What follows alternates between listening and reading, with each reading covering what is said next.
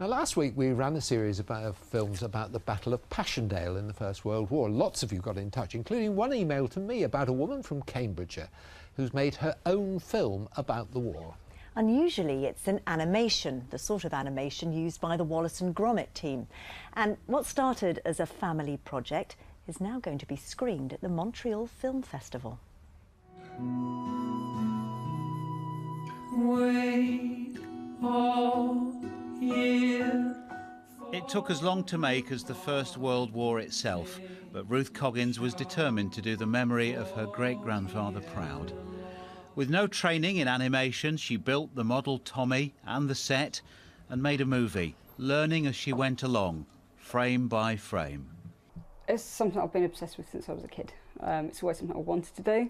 I've dabbled in it when I was younger, but never done anything on this kind of scale before. For I haven't got the room. My favourite bit was the bit with the letter, because that's really smooth and slick. And initially I didn't know how I was going to do that. I was going to do it kind of like Thunderbird style. And in the end I thought, no, I'm going to give it a go with the puppet reading the letter, and I managed to do that, and that was my favourite bit, and it's quite a smooth piece of animation, that bit.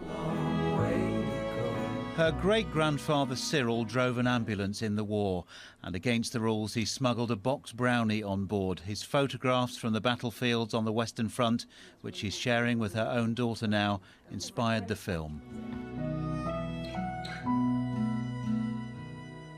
So we find in the fading light of the winter time that there's nothing left to try. It cost less than £500 to make. It's been picked up by the Imperial War Museum and it's being screened next week at the Montreal Film Festival. The makers of Wallace and Gromit Aardman Animation saw it and invited Ruth to their studios. I think I saw Wallace and Gromit, I was probably about 8 or 9 at the time, maybe a bit younger, and to me that was just like, that's what I want to do. So, and that was, I think that was the big part that just spurred me on to go on and do it. The film industry spends millions trying to capture the hurt and loneliness of war, but Ruth has done it on her own in a house in Cambridgeshire. It's been a labour of true love, and her great-grandfather would be so proud. Sean Peel, BBC Look East. It's so beautiful, isn't it? Fantastic, absolutely fantastic. And we only found out about that film because friends of Ruth Coggins got in touch. So if you've got a story, do let us know, won't you? We love to hear from you. And the contact details are there on your screen right now. We'll show you a bit more of the film later in the programme as well. Now, X. It's Bell Tents and Tree Houses tomorrow night, by the way, and we'll leave you tonight with an extract from that animation film, A War to End No Wars, by Ruth Coggins. Good night. Good night. For these things, and America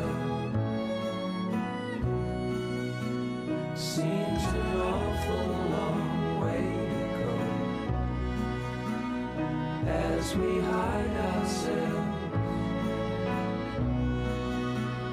in the last of the melting snow.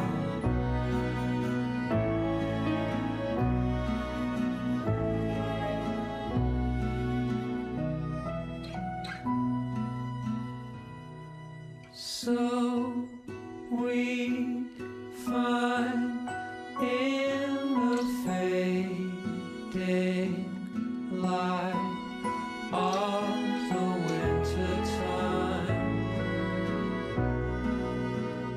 that there's nothing